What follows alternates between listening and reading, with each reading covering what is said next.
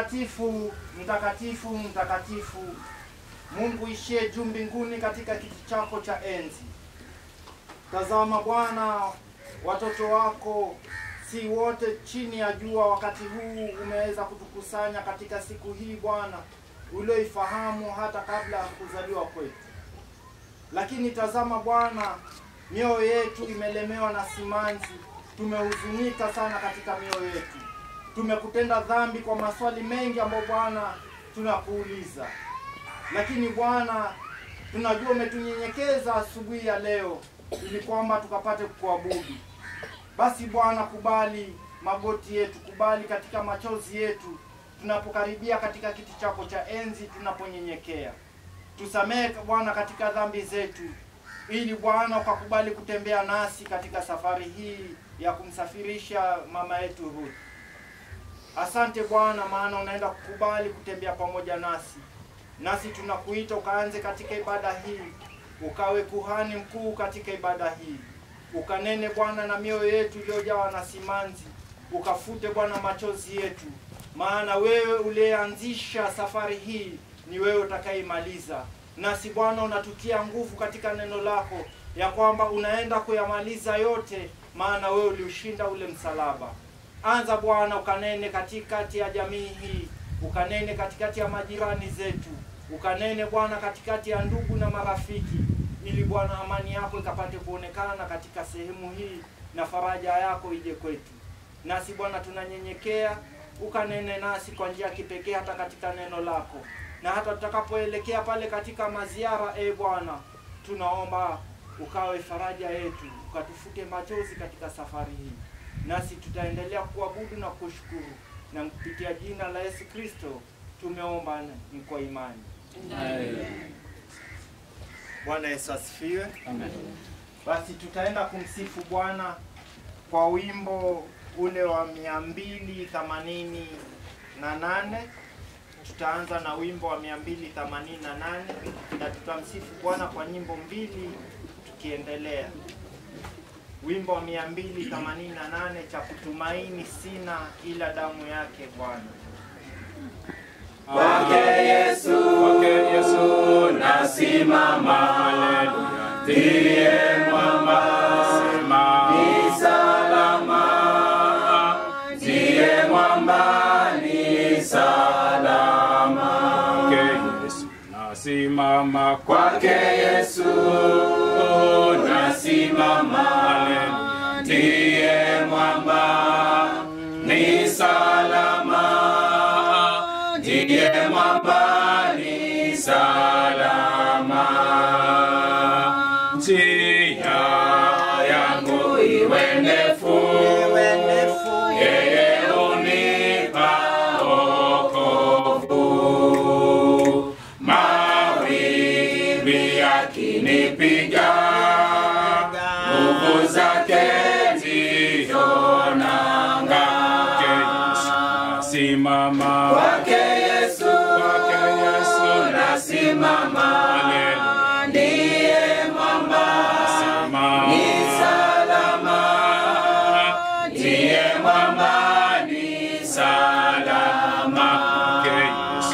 Simama kwake Yesu nasimama, ndiye mwamba ni salama. Ndiye mwamba ni salama.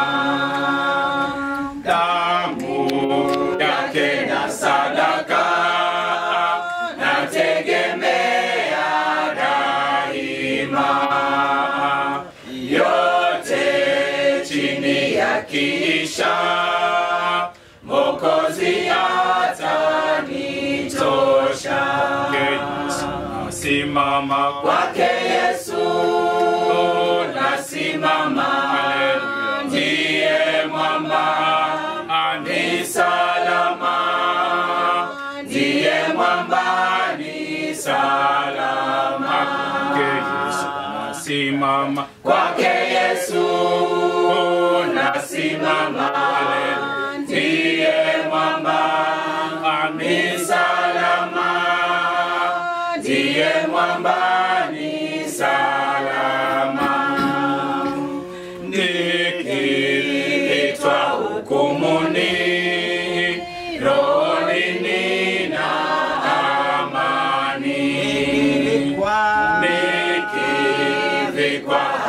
yake, sina hofu mbele zake. Nasimama kwake Yesu, nasimama. Haleluya, ndiye mwamba ni salama, ndiye mwamba ni salama. kwake Yesu nasimama, kwake Yesu nasimama. Haleluya, ndiye mwamba ni salama, ndiye mwamba ni salama. Bwana Yesu asifiwe. Amen. Basi tutaimba wimbo wa pili tukiendelea kumsifu Bwana katika safari yetu kwenda mbinguni, wimbo wa 389 katika safari yetu kwenda mbinguni. Safari yetu kwenda mbinguni, tusiishe siku zote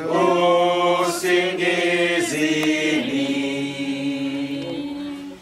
Ngoani tujifungeni, twende zetu juu kwa Baba.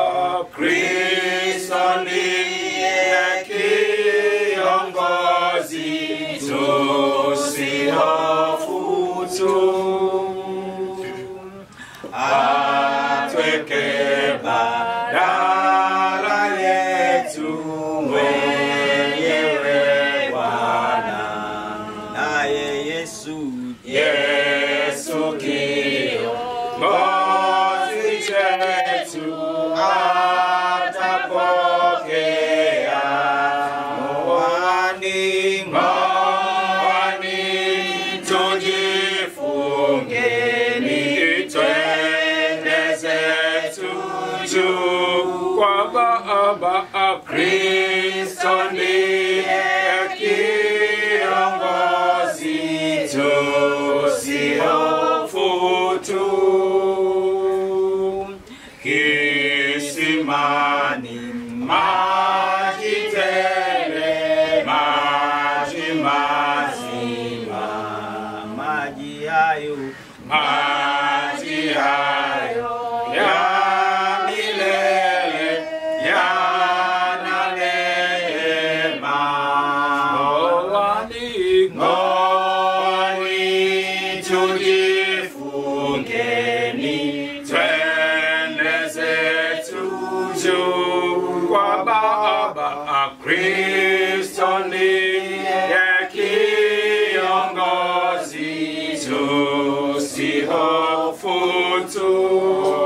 Kuna hatari nyingi sana za kaza,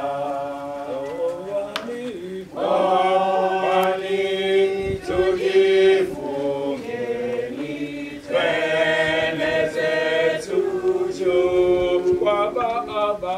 Kristo ndiye kiongozi, tusihofu tu. Kweli njia ya mbinguni ni ya mashaka, tuwe na Yesu njiani mara ufika. Ngoani tujifungeni, twende zetu juu kwa Baba. Kristo ndiye kiongozi, tusihofu tu.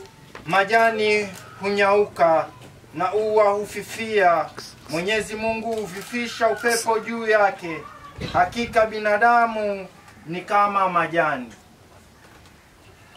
Tumekusanyika hapa kuulaza mwili wa mpendwa wetu Ruth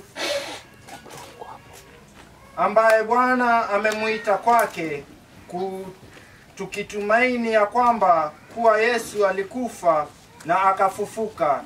Tena ndiyo itakavyokuwa kwa wale wanaofufuka katika Kristo kwa imani. Mungu atawafufua pamoja na Yesu. Na tuombe. Baba wa mbinguni, katika mwanao Yesu Kristo umetupatia imani ya kweli na tumaini la hakika. Imarisha imani hii na tumaini lililo ndani yetu siku zote, ili tuweze kuishi kama wale wanaoamini ushirika wa utakatifu, msamaha wa dhambi na ufufuo wa maisha ya milele. Amin. Na tukae. Mimi ni ule mwenye tulitolewa risafu naye kujua mji ni nini. Niliishi na yeye Mguga Shalina akiwa miaka 3 hivi. 1991 nikifanya KCP. Yeye ndiye alinichochea nikafanya vizuri KCP. Wakati natolewa mahari Easter mwezi wa 4 1991. Hapo ndo aliniambia ukifanya vizuri KCP unakuja Nairobi. Na ilikuwa ni ndoto tu. Kwa sababu mimi kufika kwangu town ilikuwa ni miujiza. Umekaa risafu, unakula chakula vya risafu, kila kitu ni risafu. Sasa ukuambia unaenda town, hata sikulala. So Ruth na Dr. Mudachi, asanteni kunitoa risafu na mkatoa risafu ndani yangu. Sasa mimi nikawa ni mtu anaweza kaa town. Asanteni sana. Nimesimama hapa kutoa rambirambi na niaba ya wafanyikazi wote wa shule ya chekechea, msingi na ya upili ya Juja. Tumesafiri ili kuja kumsindikiza dada yetu ambaye tumefanya naye kazi kwa miaka mingi sana, zaidi ya miaka 21. Kwa hivyo nitatoa rambirambi zetu ili kuonyesha maisha ambayo marehemu Ruth aliishi nasi alipokuwa pale katika shule ya Juja. Tumekusanyika hapa ili kuomboleza na kusema kumwaga Ruth na pia kumkumbuka maisha yake aliyoishi hapa duniani. Na wakati tunapomwaga Ruth, tusiomboleze tu peke yake, bali tumtolee Mungu shukrani kwa ule muda alitupatia tuweze kuishi na yeye katika dunia hii. Tulikuwa na wakati mzuri na dada yetu. Tulifanya mengi na yeye kama jamii ya Juja katika viwango tofauti tofauti na katika uhusiano tofauti tofauti tuliokuwa nayo. Safari ya Ruth imefika kikomo, lakini athari zake za maisha hazitaweza kupotea. Maisha ya Ruth aliishi maisha ambayo kwa hakika tutaweza kuyakumbuka kwa siku nyingi. Na tutayakumbuka vipi? Tutayakumbuka kupitia zile hadithi ama story ambazo tunatoa kuhusu Ruth. Tutakumbuka kutokana na yale mafunzo ambayo Ruth alituonyesha. Mfano mzuri, kuna dada amekuja hapa akasema aliokota funzo moja kwa Ruth la kuitana baby na darling. Kwa hivyo kupitia story kama hizo tutaweza kumkumbuka marehemu kila wakati. Ndugu zangu wapendwa, leo nataka kuwatia moyo wa kuambia kufariji na kuomboleza si unyonge katika maisha. Wakati mwingi tunakuwa na majonzi, tunaogopa kulia kwa sababu tutaonekana ni wanyonge. La, si unyonge, bali ni mapenzi. Na kuomboleza huku, uchungu huu wa maisha utatushika kulingana na jinsi mapenzi tuliokuwa nayo na yule mwenda zake. Mapenzi yetu kwa Ruth yalikuwa mazito, na ndiposa tumeomboleza na uzito mkubwa leo asubuhi. Lakini katikati ya uchungu ule tutapata ufariji tunapoendelea kukaa hapa. Kupoteza mtu unayempenda si jambo rahisi. Mara nyingi watu husema tunaweza kuziba pengo lile, lakini nataka kuambia leo kwa ile miaka tumekaa na Ruth, pengo lile litakuwa vigumu sisi kufanya nini, kuweza kuliziba. Tutamkumbuka Ruth kwa furaha aliyoileta maishani, jinsi alivyokusaidia wengi na jinsi alivyotuelekeza katika maisha yetu. Leo hii tusiondoke hapa na huzuni tunapoondoka hapa. Tuondoke na furaha ndani ya roho yetu kwa sababu ya maisha ambayo marehemu aliweza kuishi. Na iwapo tunampenda Ruth, hii ni changamoto natoa kwa jamii yote ile tumetoka Juja. Kwa mapenzi yetu ya Ruth, wacha tuishi maisha ambayo kila wakati yataonyesha watu jinsi dada yetu aliyelala hapa alivyokuwa akiishi. Mwisho nataka niwaache na kifungu hichi, Mathayo mlango wa 5 kifungu cha 4 kinachosema, heri walio na huzuni kwa maana watafarajiwa.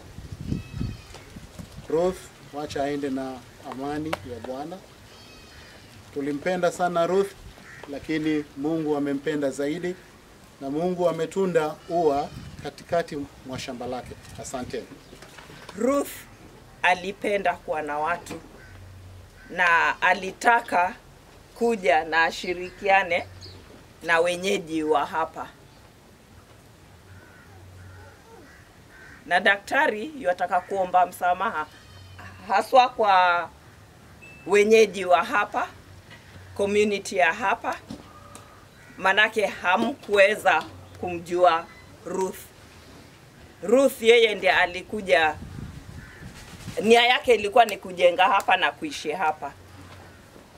Kwa hivyo tuomba msamaha daktari na marehemu, ingawaje ametuacha, aomba msamaha kwa community hapa, manake alikuwa hajajitambulisha sana.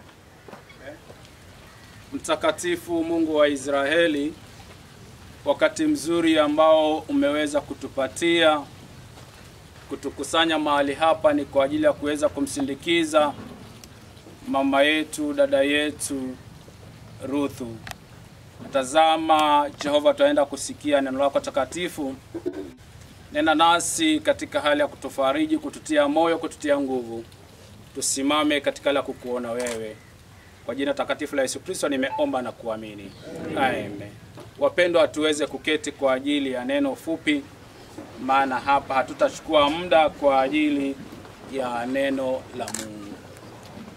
Basi nitarudia tena katika hali ya kujitambulisha. Jina ni mchungaji Raymond Ndune, mchungaji wa uaskofu wa Malindi, nikiwa parukia ya Bahari.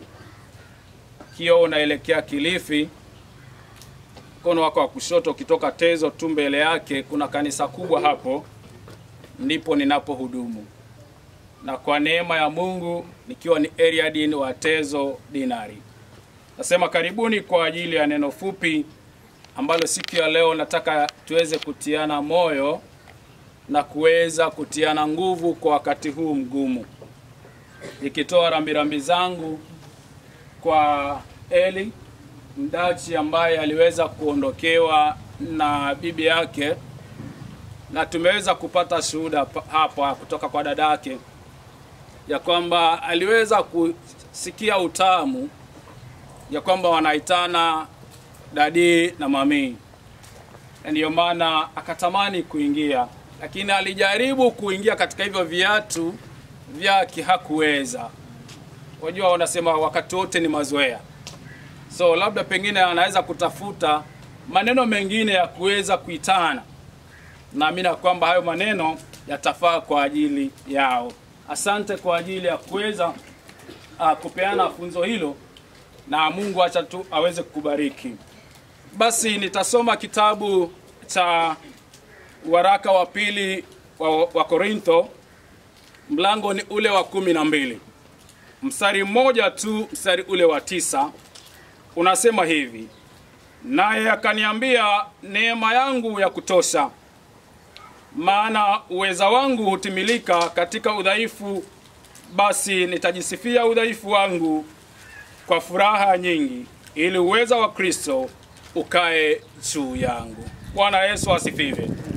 Haya ni maneno ya mtume Paulo, barua ambayo aliweza kuwaandikia wa Korintho katika hali ya kuweza kuwashuhudia jambo ambalo lilikuwa limeweza kumpata katika maisha yake. Na Paulo anasema kwamba ili asiweze kujisifu wala kujiinua wala kuweza kujipiga kifua, aliweza kupewa mwiba katika mwili wake. Na mwiba huu ulikuwa ni mjumbe wa shetani. Na tunaambiwa kwamba alipokuwa amepewa huu mwiba, mjumbe wa shetani, yeye kwa sababu alikuwa ni mtumishi wa Mungu, na wakati mwingi Mungu alikuwa anamsikia wakati alipokuwa akiomba. Sasa aliamua katika hali ya kumuita Mungu kwa ajili ya huu mwiba uweze kumuondokea. Na akaamua katika hali ya kuomba mara 3, lakini mara 3 hizi Mungu hakuweza kumjibu. Ile mara ya 3 alipomuuliza tena, ndiposa akamwambia kwamba neema yangu ya kutosha. Bwana Yesu asifiwe. Amen. Nataka niwaambie hivi, Eli pamoja na jamii yako na wote ambao mmeweza kufika, najua kwamba jambo hili ni zito na ni gumu kwenu. Hakika hamwezi kwa nyinyi wenyewe kwa nguvu zenu na kwa akili zenu. Hamwezi hata mkisaidiwa na wengine.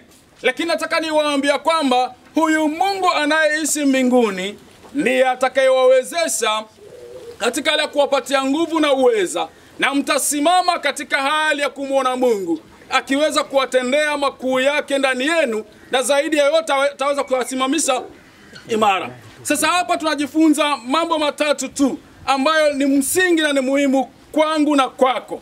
Ya kwamba jambo la kwanza, Mungu anasema neema yangu ya kutosha. Bwana Yesu asifiwe.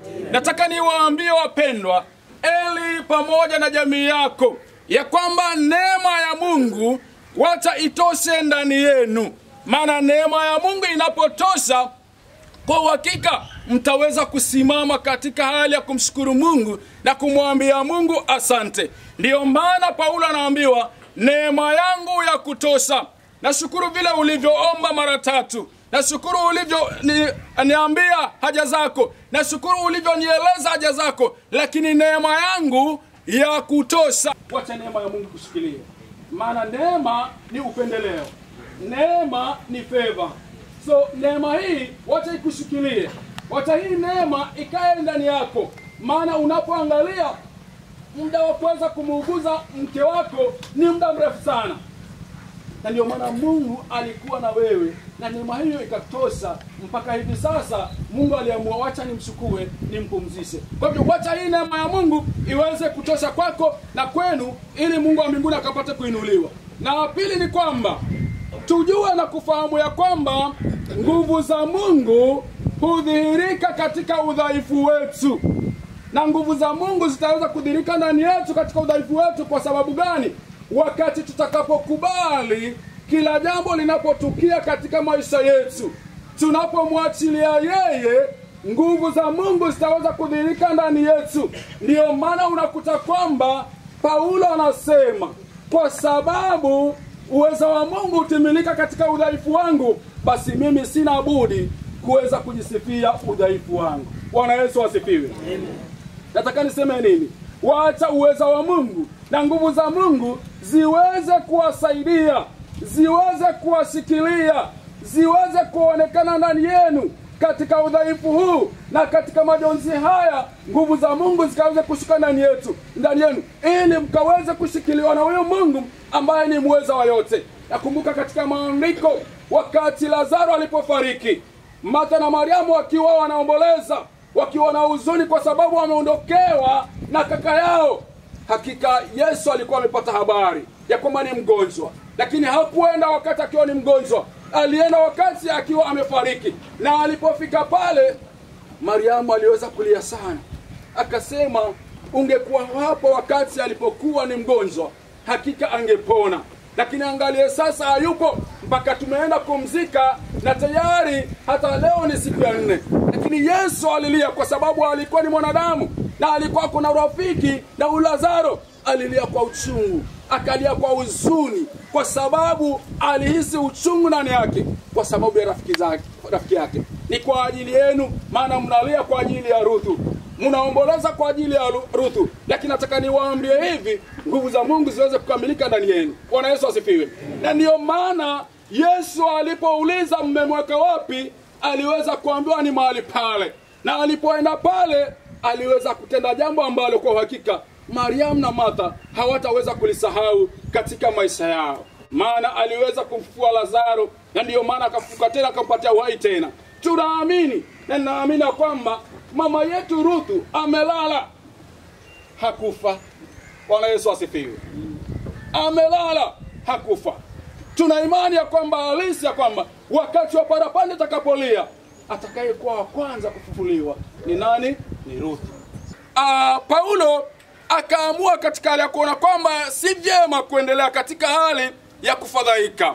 Ndio maana akasema, basi kwa sababu ya kwamba nguvu za Mungu timilika ndani yangu, sina budi kujisifia udhaifu wangu. Yaani tunatakikana kwamba tuweze kujisifia udhaifu wetu ambao tunaupata na tunaupitia chini ya jua hili. Bwana Yesu asifiwe. Maana tunapojisifia udhaifu wetu, ndivyo Mungu anavyotaka, ndivyo Mungu anavyotenda, ndivyo Mungu ambavyo anafanya.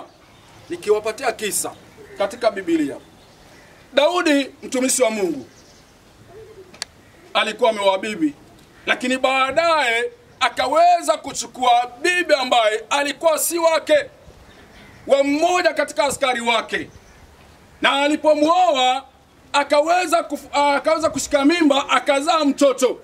Na Mungu alikuwa amemwambia kabisa ya kwamba huyu mtoto atakayemzaa hataweza kuishi, atafariki. Na ndio maana wakati ameshikwa na ugonjwa, Daudi aliweza kuomba, akafunga akiomba, yani akakataa chakula, akalala chini kabisa katika majivu, akaweza kubembelezwa ya kwamba aweze kula chakula, lakini yeye alikataa, na mwisho wake mtoto aliweza kufariki. Bwana Yesu asifiwe. Aliweza kufariki, na alipofariki aliweza kupata habari ya kwamba basi mtoto wako amefariki. Maana aliona watumishi wake wakiweza kunongonezana ya kwamba tutamwambia vipi. Yeye akatambua wazi ya kwamba huyu mtoto wangu amefariki, na alipoambiwa mtoto wake amefariki, alifanya mambo ambayo si ya kawaida. Bwana Yesu asifiwe. Wakati mwingi nasema huko ya kwamba Wamijikenda, unapofanya jambo kama hilo, utaangaliwa vizuri sana. Utaambiwa pana, huyu lazima ni yeye aliyehusika katika hali ya kumuua. Maana Daudi baada ya kuambiwa kwamba mtoto wake amefariki, tunaambiwa kwamba aliingia katika chumba chake na akaenda moja kwa moja mpaka bafuni, akaoga vizuri sana, akaenda akachukua nguo, akachukua mafuta akajipaka, akachukua nguo akaweza kuvaa nguo nzuri kabisa, na kisha baada hapo akaacha mwili mahali pale ulipolazwa, akaenda hekaluni, akaenda akaomba. Bwana Yesu asifiwe. Bwana Yesu asifiwe. Hebu tuchukulie tu kama sisi wa Afrika, tunapoona jambo kama hili limetukia, yani wewe umehusika, lakini uweze kuoga, kujipaka mafuta, uchukue nguo na uache mwili mahali pale na uende hekaluni ukaweze kuomba, yawezekana? Inakuwa ni vigumu, lakini yeye Daudi aliweza kuvifanya, na baada ya kwenda kusali kurudi, aliitisha chakula, akala, akashiba. Bwana Yesu asifiwe. Ni kwamba nini? Yani alikuwa na ile hali ya kusema kwamba sasa nitaweza kujisifia udhaifu wangu, maana uweza wa Mungu hutimilika ndani yangu.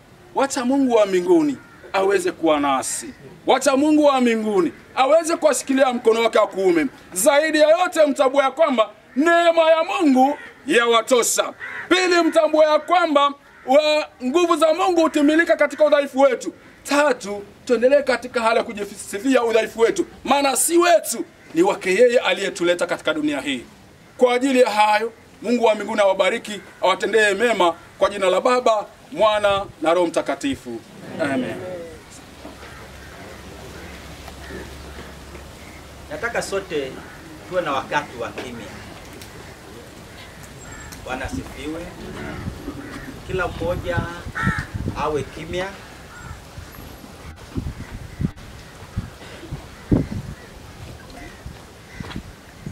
tukiwa kimya namna hiyo,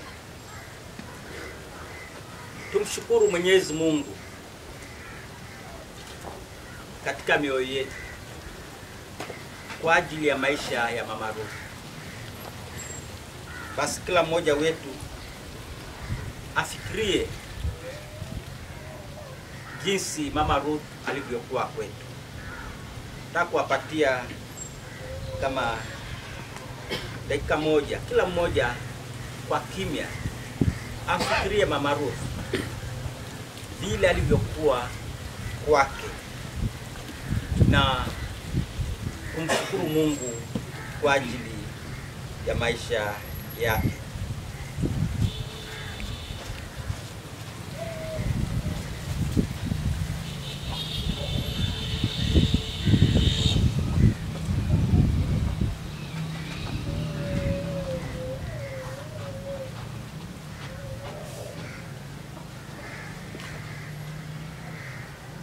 Basi Bwana, pokea shukrani zetu na utujalie kumkumbuka huyu mpendwa wetu Mama Ruth aliyetuacha. Katika majonzi na katika furaha tulibarikiwa kumjua na kuishi naye kwa Yesu Kristo Bwana wetu. Na tujalie Bwana, sisi tulio hai daima tukumbuke ya kwamba maisha ni mafupi. Kwa hiyo tusaidie ili kila siku tufuate nyayo zako, tukitumia vyema talanta zetu tofauti kama mama alivyotumia talanta zake, na kuishi vyema siku zetu, maana hizi ni siku za mwisho. Tujaze neema ya kuweza kukabili mambo yaliyo mazito katika maisha yetu na kuwa makini tunapofurahia yaliyo mema kwa Kristo Yesu Bwana wetu. Amen.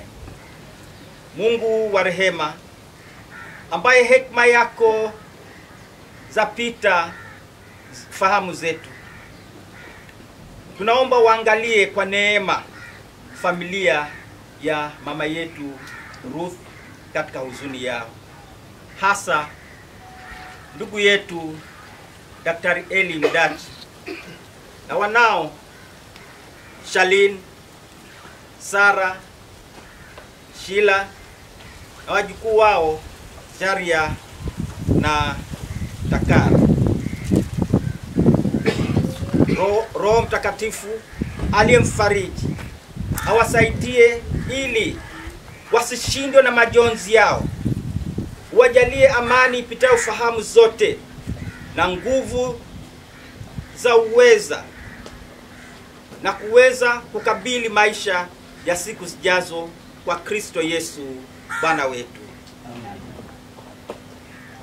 Mungu wa faraja, katika upendo wako usiokoma na rehema zako kwetu sisi wageuza giza la mauti kuwa pambazuko la maisha mapya. Endelea Bwana, uwahurumie watu wako, hasa Daktari Eli na watoto wao Shalin, Sara, Sheila na wajukuu Sharia na Takar katika huzuni zao. Tunaomba Bwana uwe kimbilio letu na nguvu zetu, ili utuinue katika giza la majonzi haya hadi katika amani ya nuru ya uwepo wako. Bwana, mwanao Yesu Kristo kwa kufa kwake kwa ajili yetu alishinda mauti, na kwa kufufuka tena kutoka kwa wafu aliturudishia uhai. Basi tujalie kwa ujasiri tukutane naye baada ya maisha yetu duniani,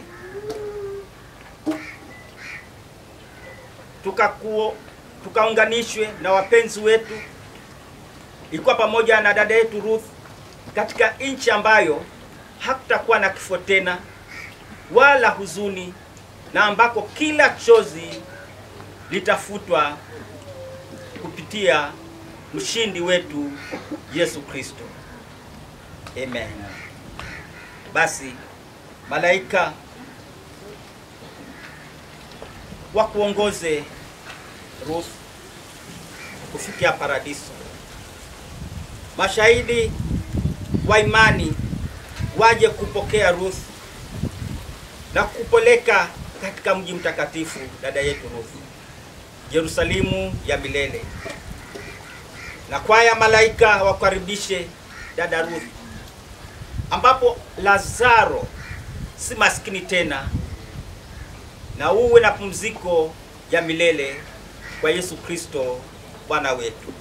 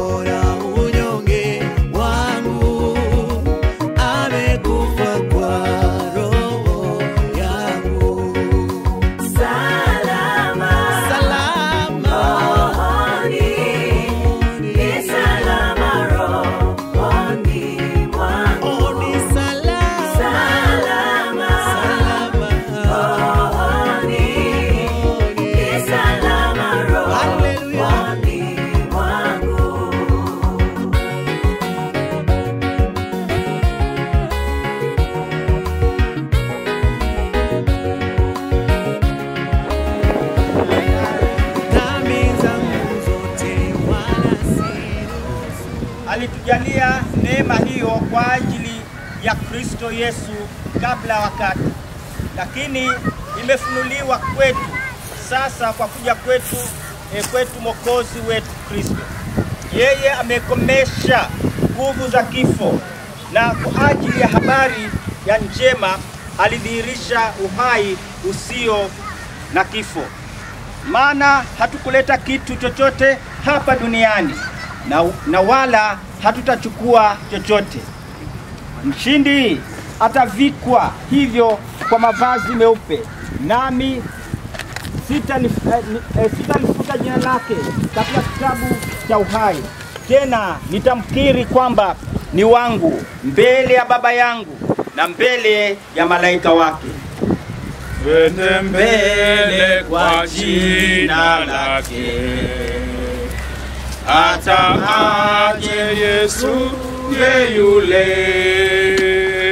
atatukaribisha kwake, tutawale naye milele, tuonane, milele, milele, tuonane bandarini kule, bandarini, tuonane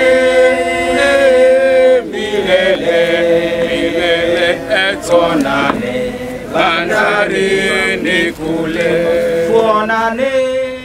Bwana wetu Yesu Kristo, kwa kukubali kuwa kaburini siku 3, umeyafanya makaburi yote ya waumini kuwa matakatifu. Tuomba mwili wa mama yetu, dada yetu Ruthu ulale ardhini kwa amani na ufufuke pamoja nawe kupitia kwa uwezo wa Roho Mtakatifu. Amen. Basi tunaweza kuweka sasa, kuanza kutayarisha kuteremsha mwili. Mapera mutui kunjue Wekelea msekelea kwa kamba tupeleke hivi. Ili watu wote wajue wokovu wake milele. Tuonane, tuonane milele, milele, tuonane bandarini kule, bandarini, tuonane milele, milele, tuonane bandarini kule, tuonane, tuonane milele, milele, tuonane bandarini kule, tuonane milele, milele, tuonane bandarini kule.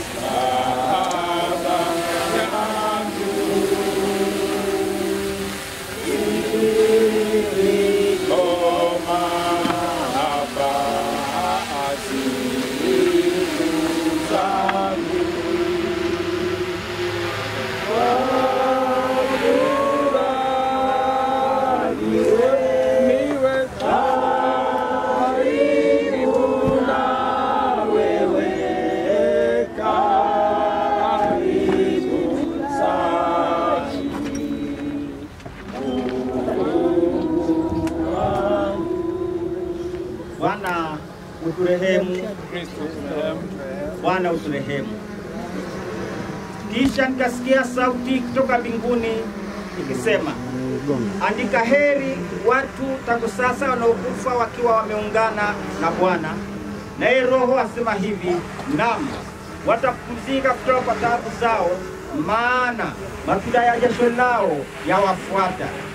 Hivyo basi, tukimwamini Mungu atupaye neema bila kiasi na thawabu ya utakatifu kupitia kwake yeye Yesu Kristo, tukabidhi roho ya dada yetu huyu Ruth aliyetuacha katika mikono yake ya milele, ili amchukue, nasi tunaurudisha mwili wake ardhini.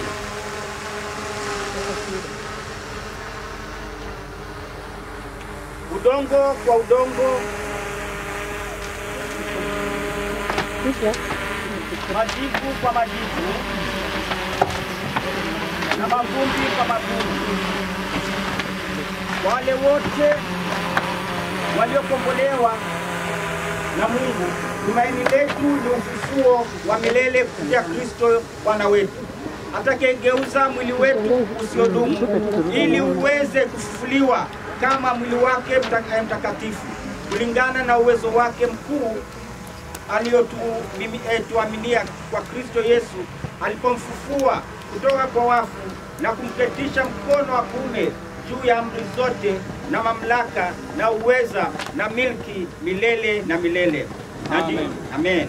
Na ndio maana wako mbele yako kiti cha enzi cha Mungu, kumtumikia Mungu mchana na usiku katika hekalu lake, naye aketie juu ya kiti cha enzi atandaza hema lake juu yao kuwalinda.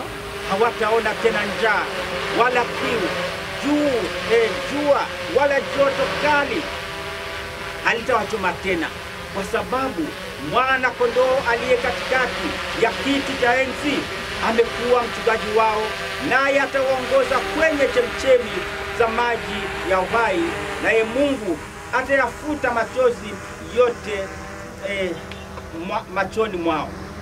Kama Mwokozi wetu alivyotufundisha, tuna ujasiri wa kuomba: Baba yetu uliye mbinguni, jina lako litukuzwe, ufalme wako uje, mapenzi yako yatimizwe hapa duniani kama huko mbinguni. Tupe leo riziki yetu, Samehe makosa yetu kama sisi tunavyosema walitukosea, usitie majaribuni, lakini tuokoe na ile mwovu, kwa kuwa ufalme wako na nguvu na utukufu hata milele. Amen.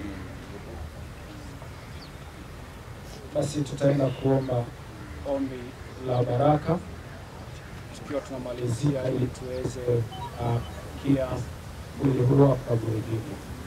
Na tuombe. Mwenyezi Mungu awabariki na kuwalinda. Mwenyezi Mungu awaangalie kwa wema wake na kuwafadhili. Mwenyezi Mungu awaonyeshe wema wake na kuwapa amani na baraka za Mungu Baba, Mwana na Roho Mtakatifu zikae kwenu sasa na hata milele. Amen. Basi tutauliza wale ambao wataweza kutusaidia katika hali ya kufukia.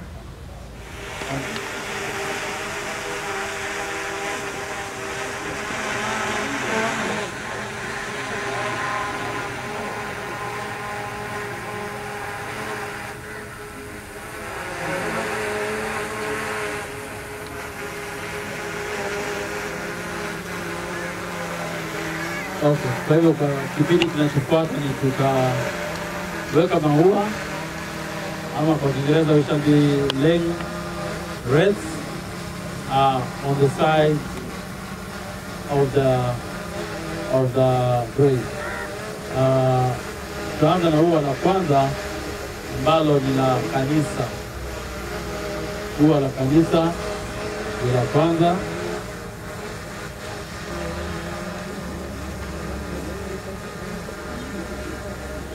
Unakuja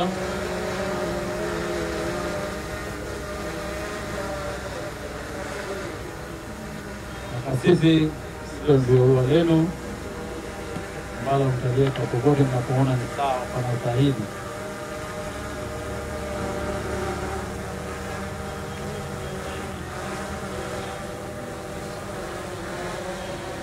Dr. Eli Raymond Eli Mudati, mumewe tunaweza kuweka hilo ua ambalo liko hapo.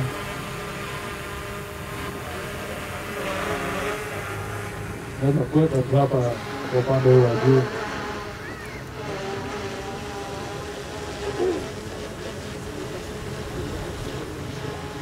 Litakalofuata ni ua la wanawe ama wanao ambao ni Charlene, Sarah,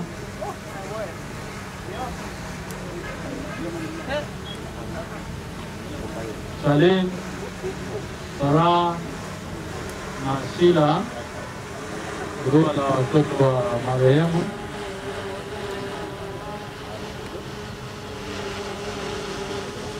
Kuna wajukuu wake,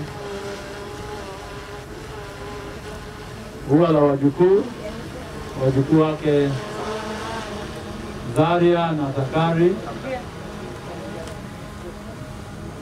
Zaria na Takari ni wajukuu wa mwenda zake.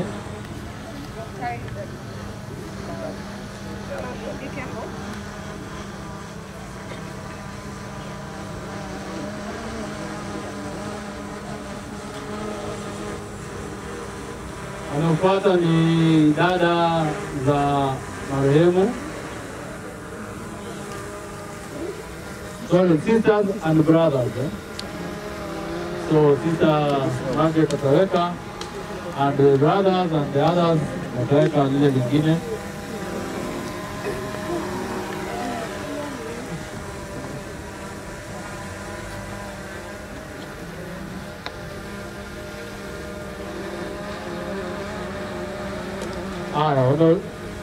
Asanteni sana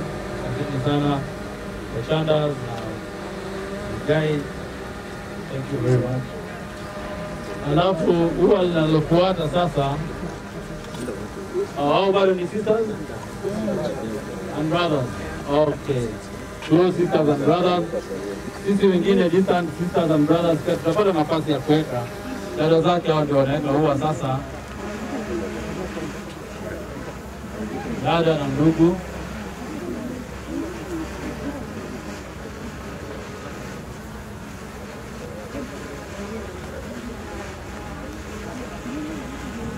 Baada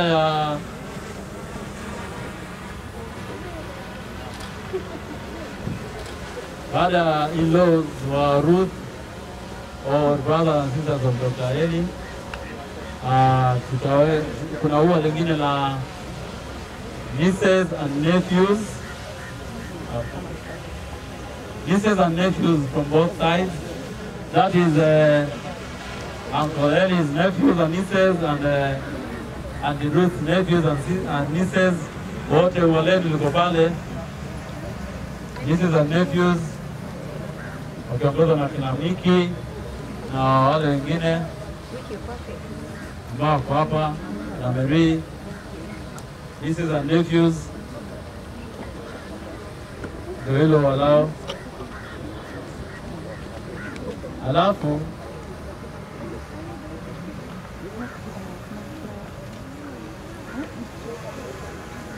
sawa, alafu kuna wengine wale kama mimi, japokuwa mimi ni nephew, lakini pia mimi niko na single flower. Kwa hivyo sisi sote ambao tuko na single flower, ambao ni relatives, friends, colleagues, workmates, yoyote yule ambaye angependa kutoa rambirambi zake kwa kuweka maua, na wakati wetu sasa tuje tuwapange hapa kando. So all single flowers, friends, from families, from relatives, from workmates, from anybody connected with the late Ruth. It's your time now to put your flowers. You can spread them all over.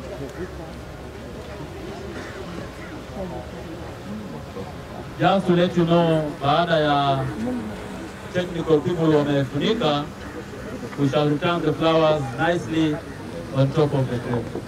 So for now, please lay your wreaths on the side.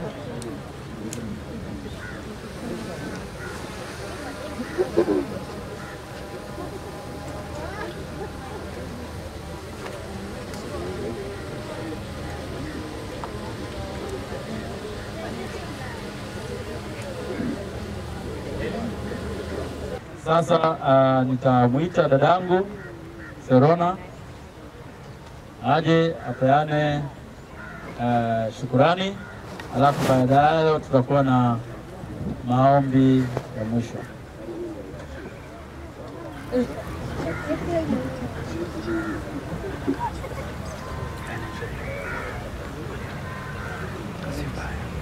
Good afternoon. I'm here on behalf of Uncle Eli and the entire family. I would like to give a vote of thanks and some honey Oriana Kizungu. So I'd like to take a moment for sincerely thank you, each and every one of you, for being here today as we lay our beloved Ruth. We are also deeply saying thank you to the Tezo community and our neighbors as a whole. We say thank you so much. Thank you for your support. Thank you for just being there. We say thank you. Also say a special thank you goes to Betty, who cared for her aunt with so much love and dedication until her final days. We are truly a blessing to her and to us all. To Uncle Johnny, Kasibo, and Auntie Toti for the incredible work you did in preparing everything here in Tezo. We say thank you. Our appreciation also goes to the funeral committee for organizing and coordinating everything so well. Your effort made this day a dignified and respectful farewell for Aunt Ruth. And finally, to the Duchies and the Chandals family, who traveled all the way from Western to be with us. Thank you for showing us such big love and solidarity. It means so much. Thank you. We also thank the supporting reverends. Thank you. So, yeah, may God bless you all for the love. Thank you. Asanteni. Mwenyezi Mungu uliyetupa nafasi hii ya kuishi na mama yetu, na sasa tazama mwili wake umelala kabrini hapa, nasi Bwana tunaenda kutawanyika. Tunakusihi kwa rehema zako nyingi, sasa wakati huu tukikata mawasiliano yote ya kutoka kuzimu ambao shetani huenda akayachukua na kutaka kutokea katika familia na kunena nasi kwa mfano wa mama yetu. Tunakataa kila hekima za kishetani, kila hekima za kuzimu, kila hekima za kichawi ambao Bwana hutaka kujiinua kila wakati katika mawazo na katika huzuni zetu. Tunazikataa katika jina la Yesu Kristo. Tufumue sasa Bwana na baraka zako. Weka faraja yako Bwana katika maisha yetu. Uendelee kunena nasi. Tazama Bwana, tunaenda kusafiri pia katika njia tofauti na vifaa Bwana vilivyotengenezwa na hekima za kibinadamu. Tunaviweka wakfu mikononi mwako Bwana, katika wote watakavyovitumia na katika njia tutakazozifuata. Nenda Bwana ukatutangulie, ukatuondolee kwetu mitego, ukatuondolee kwetu Bwana giza, ukawe mwanga wa miguu yetu tutakapotembea, ukawe faraja yetu katika maneno yote tutakayoongea na pamoja na familia hii, na hata katika ibada iliyoko mbele yetu Bwana, ukawe kuhani, ukaianzishe mikononi mwako Bwana, ili kalete faraja na furaha ndani ya familia hii na wapendwa wako wote ambao Bwana watakaoambatana pamoja nasi. Asante Bwana, tunapoifunika jamii katika mikono yako. Uiweke katika furaha yako daima, na daima Bwana ikapata kutazama wewe katika yote, na katika kila neno Bwana likalete furaha na amani tangu sasa na hata milele, na kupitia jina la Yesu Kristo tumeomba. Amen.